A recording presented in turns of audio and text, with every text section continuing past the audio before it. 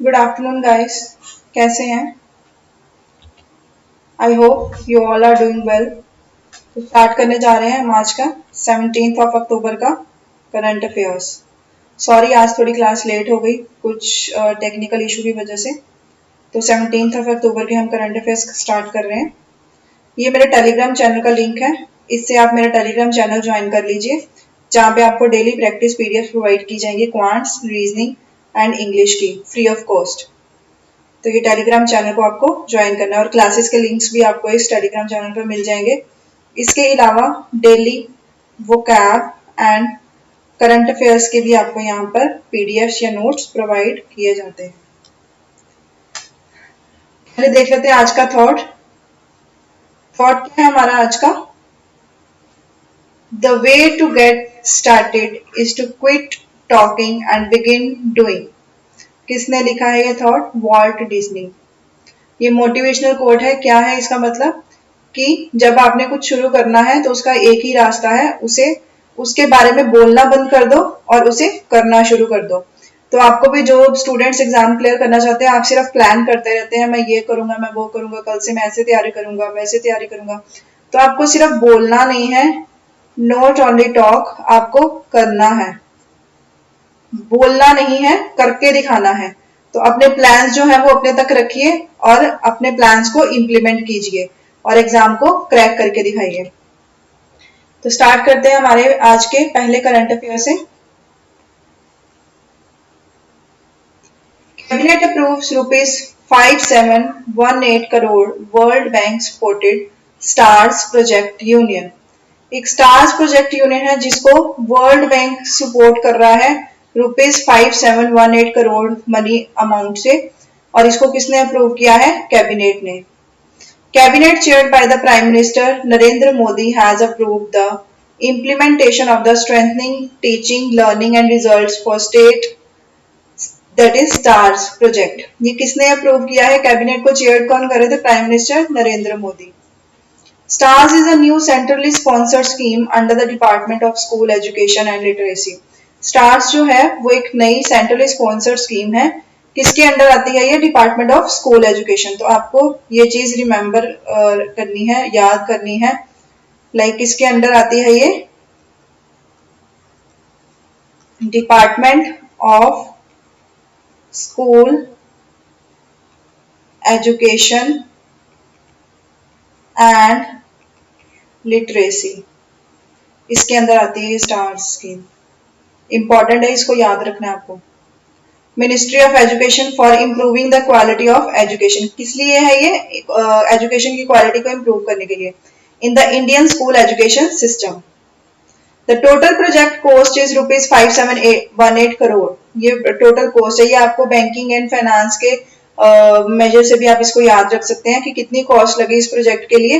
5718 crore with the financial support of world bank. कौन ये money मतलब जो है वो लेंड कर रहा है इंडिया को? World Bank. Amounting to the USD 500 million. Indian rupees में इसकी वैल्यू ये है और डॉलर्स में इसकी वैल्यू 500 मिलियन है, approximately ₹3700 crore. The project will cover 6 states. कौन कौन सी स्टेट्स आएंगी इस प्रोजेक्ट के अंदर? हिमाचल प्रदेश, राजस्थान, महाराष्ट्र, मध्य प्रदेश, केरला एंड ओडिशा। ये वाली स्टेट्स में ये स्कीम जो है वो इम्प्लीमेंट होगी। कौन कौन सी याद रखनी है आपको? हिमाचल प्रदेश। पेपर में ऐसे क्वेश्चन आ सकता है, ये नहीं पूछेंगे कौन कौन सी स्टेट्स कर रही हैं, ये पूछेंगे इनमें से बताइए कौन सी स्टेट नहीं कर रही है। तो आपको ये स्टेट्स के नेम पता होंगे तो अभी आप बता पाएंगे कौन सी स्टेट नहीं कर रही है इसको इम्प्लीमेंट, कौन सी स्टेट में ये इम्प्लीमेंट नहीं हो रहा है। तो स्टार्स की फुल फॉर्म क्या है? Schemes for transformational and advanced research in sciences. तो नेक्स्ट करंट अफेयर है हमारा। India contributes $1 million to UNRWA UNRWA for Palestine refugees. Palestine refugees के लिए UNRWA एक स्कीम है। UNRWA एक ऑर्गेनाइजेशन है जिसके लिए इंडिया ने कितने मनी जो है वो कंट्रीब्यूट की है? $1 million। India has contributed $1 million to the United Nations Relief and Works Agency. UNRWA की फुल फॉर्म क्या है? United Nations Relief and Work Agency for Palestine Refugees in Near East में जो मतलब पैलेस्टाइन रिफ्यूजीज है उनके लिए अमाउंट कंट्रीब्यूट कर रहा है India. This aid will support the agencies programmes and services including education, health care, relief and social services. ये जो मनी वो मतलब उनको हेल्प कर रहा है, कंट्रीब्यूट कर रहा है, उसके अंडर क्या क्या आएगा? एजुकेशन से रिलेटेड मतलब चीजें दी जाएंगी, फैसिलिटीज दी जाएंगी, health care, relief and social services. अब ये यूएनआरडब्ल्यू बारे में कुछ पढ़ लेते हैं। यूएनआरडब्ल्यू हेडक्वार्टर कहाँ पे है? Amman, Jordan. And UNRWA commissioner कौन है? General Philippe Lazzarini. इसके बारे में और कुछ आपको याद करने की जरूरत नहीं है, जितना ही आपको बताया इतना आप इसका पढ़ लीजिएगा। नेक्स्ट करंट अफेयर है, India re elected as president of international solar alliance. India को एक बार फिर से इंटरनेशनल सोलर अलायंस का प्रेसिडेंट इलेक्ट किया गया है। India and France were re elected as a president and co president of the international solar alliance ISA for a term of 2 years at the virtual meeting of the third assembly. Third assembly की virtual meeting पर India and France को री elected किया गया as a president and co president of the international solar alliance. कितनी देर के लिए? 2 साल के लिए। A total of 53 member countries and 5 signatory and prospective member countries participated in the assembly. Important takeaways for all competitive exams. ISA headquarters location, ISA के headquarter कहाँ पे है? Gurugram, Haryana. And ISA leader कौन है? उपेंद्र त्रिपाठी। और इसमें कितनी कंट्रीज पार्टिसिपेट कर रही है? 53 member countries and 5 signatory and prospective member countries. ये किस लिए किया जाता है? कॉम्पिटिटिव एग्जाम्स के लिए इसमें मतलब सारा किया जाता है। नेक्स्ट करंट अफेयर है, Kyrgyzstan president Sooronbay Jeenbekov resigns.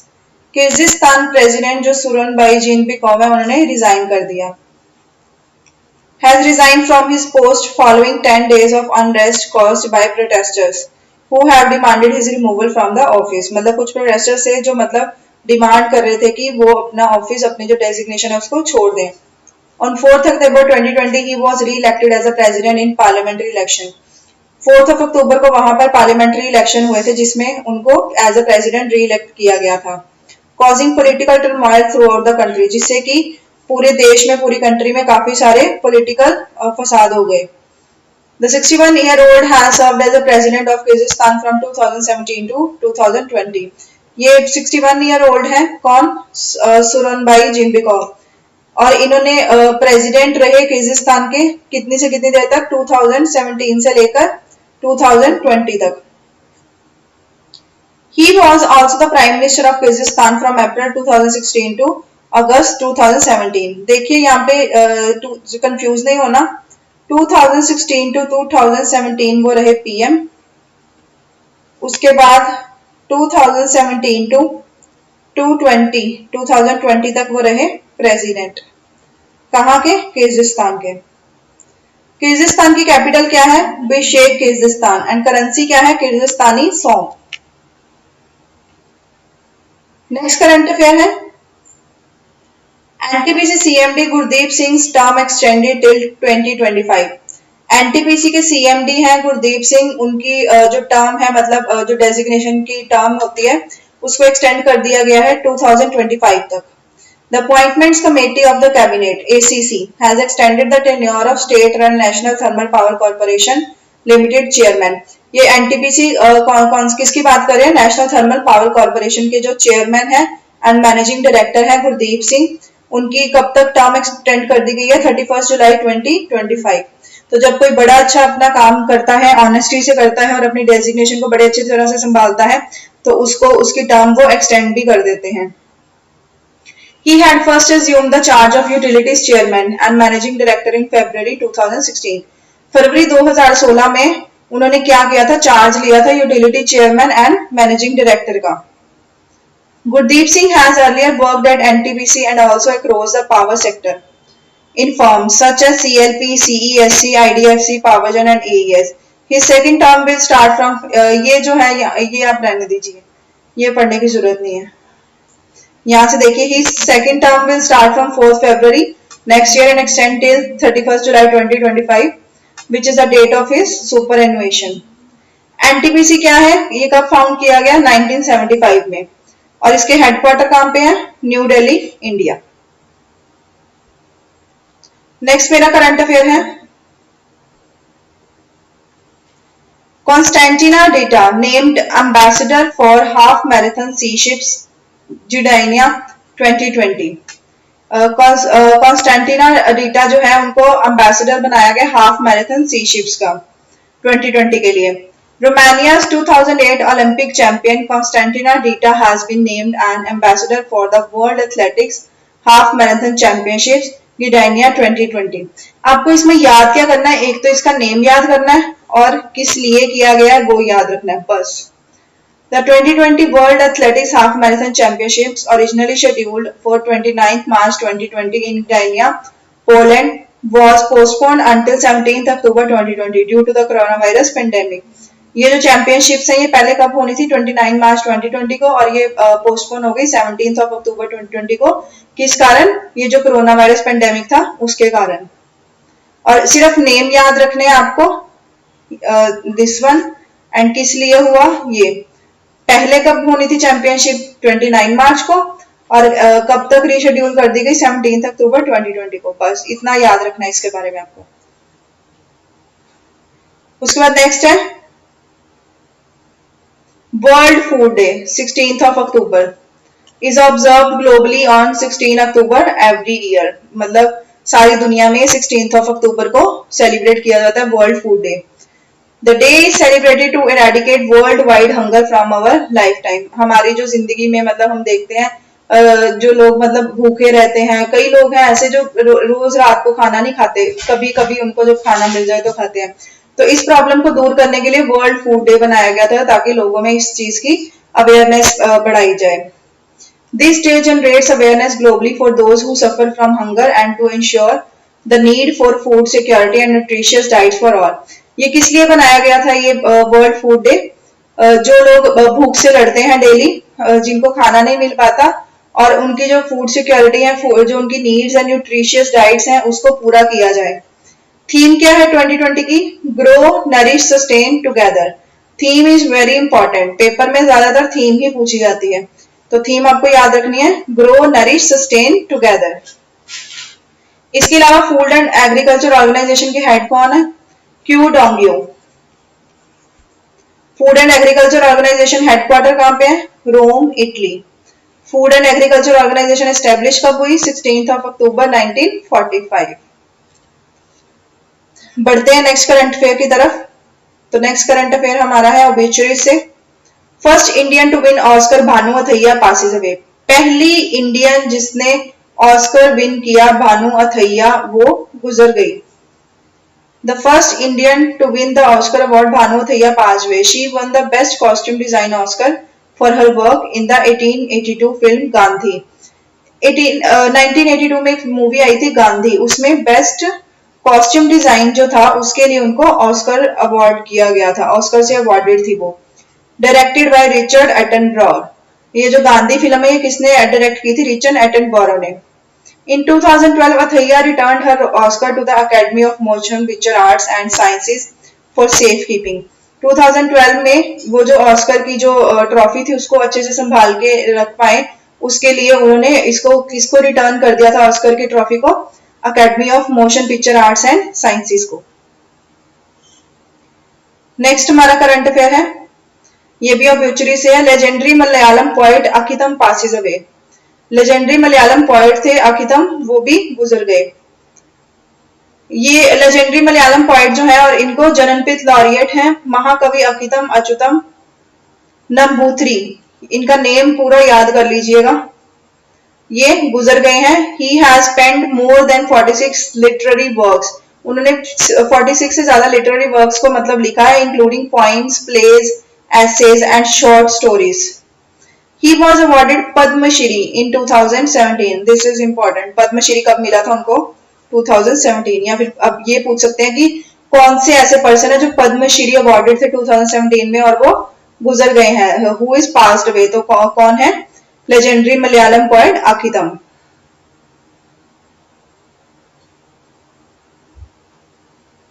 Nightingale of Gujarat Kaumudi Munshi passes away. Nightingale of Gujarat, Kaumudi Munshi जो है इनको नाइटिंगेल ऑफ गुजरात बोला जाता है, तो ये भी गुजर गई हैं। The nightingale of Gujarat Kaumudi Munshi passes away due to COVID, और इनकी डेथ किसके कारण हुई है? कोविड-19। ये देख लीजिएगा जो पिछले दो थे भानुमथैया और अच्युतम, वो कोविड-19 से नहीं हुए, बट ये कोविड-19 से हुए हैं, तो ये भी आप इंपॉर्टेंट है, याद रखिए कि कोविड-19 से कौन हुआ है कौन नहीं। During the early stage of her career Munshi सैंग mostly in Gujarati. जब उन्होंने अपना करियर स्टार्ट किया ही था तो उन्होंने ज्यादा सॉन्ग्स किस लैंग्वेज में गाती थी? Gujarati. Gaining fame with songs like सच्ची रे मारी, सतरे भवानी मान, not important. The singer also sang Bhojpuri songs for the 1963 movie Bidesiya. She sang नीक सैया बिन with renowned singer Geeta Dutt. इसमें आपको सिर्फ ये याद रखना है कि कॉमोडी मुंशी जो कोविड-19 से अभी अभी गुजर गई, उनको क्या बोला जाता था? नाइटिंगेल ऑफ गुजरात, या फिर नाइटिंगेल ऑफ गुजरात कौन से सिंगर को बोला जाता था? कॉमेडी मुंशी जो अभी अभी गुजर गई।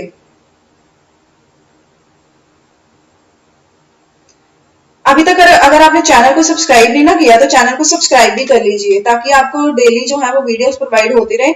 मैं आपको डेली वीडियोस प्रोवाइड करती हूँ करंट अफेयर, बैंकिंग अवेयरनेस और स्टैटिक जीके के ऊपर। स्टैटिक जीके जैसे कि आपको पता होगा एनटीपीसी का एग्जाम आने वाला है, एसएससी के एग्जाम आते हैं, या फिर आपके स्टेट लेवल के एग्जाम आते हैं, उसके लिए आपकी स्टैटिक जीके रहती है, जो मैं आपको डेली उसके क्वेश्चंस या नोट्स प्रोवाइड कर रही हूँ। इसके अलावा मैं आपको करवा रही हूँ बैंकिंग अवेयरनेस आपके अपकमिंग मेंस एग्जाम्स के लिए। इसके अलावा मैं आपको करवाती हूँ डेली करंट अफेयर्स।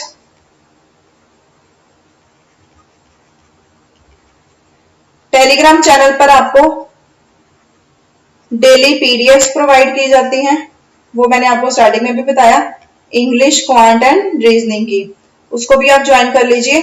और ये चैनल भी आप सब्सक्राइब कर लीजिए, ताकि आपको आने वाली वीडियोस जो है वो मिलती रहें और आपकी प्रिपरेशन अच्छे से हो जाए। आप अगर ये वाली वीडियोस देख लेंगे और ये वाले क्वेश्चंस कर लेंगे तो आपको इससे बाहर कुछ भी करने की जरूरत नहीं है।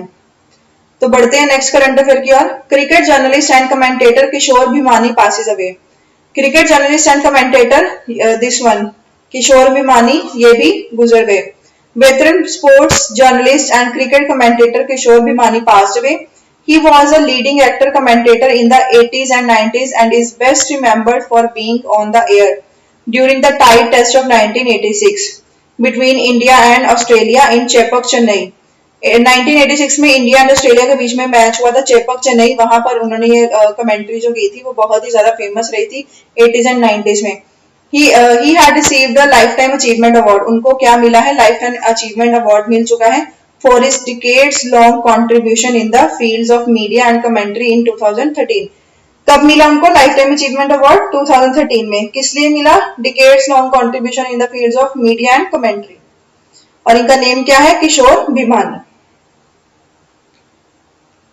तो ये थे हमारे आज के करंट अफेयर्स। मैंने आपको जो आज करंट अफेयर्स करवाए हैं ये आप सारे एक बार रिवाइज कर लीजिएगा, इनकी रिवीजन करके मैं आपको पता है कि इसमें से मैं आपको एमसीक्यूज भी पूछूंगी, तो एमसीक्यूज तभी हो पाएंगे अगर आप इनको रिवाइज करेंगे। तो अच्छे से इन करंट अफेयर्स को पढ़ लीजिएगा, और अगर अभी तक आपने इस चैनल को सब्सक्राइब नहीं किया है तो एक बार इस चैनल को सब्सक्राइब कर लीजिए। वीडियो आपको अच्छी लगी है तो लाइक कर लीजिए। मिलते हैं हमारे नेक्स्ट सेशन स्टैटिक जीके के साथ और उसके बाद बैंकिंग अवेयरनेस के सेशन के साथ। तो बने रहिएगा इस चैनल के साथ और सब्सक्राइब कर लीजिए। मैं आपको जल्दी ही स्टैटिक जीके की वीडियो भी अपलोड कर देती हूँ। Thank you guys.